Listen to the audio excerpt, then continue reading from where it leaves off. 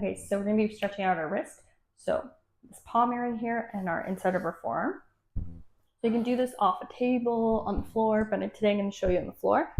So bringing your hands, palms, fingers pointing away, palms forward there, and you're gonna slowly rock back. If you tend to have what we call hypermobile elbows and they overextend, don't want you going past that range because you're gonna be kind of compromising the joint, the elbow joint, and not getting as much of a stretch. So what I want you to do is slightly bend the elbows and then rock back versus just dumping into the joint. So slightly bend those elbows, rocking back, coming back and forth. Should feel pretty strong stretch in through this forearm here and right into the palm. Try your best to keep your fingers straight if you can. That gives you an even bigger stretch.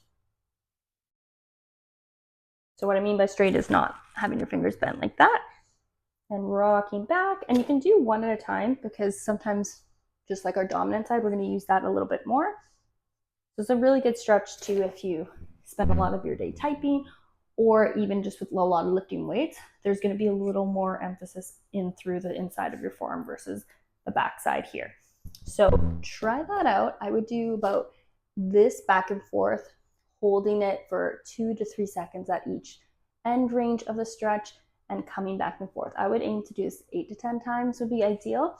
But if you're at your desk and you're at a pinch for time, just spend 4 to 5 reps. That's still better than nothing, just to get things moving in through the area. Give it a shot.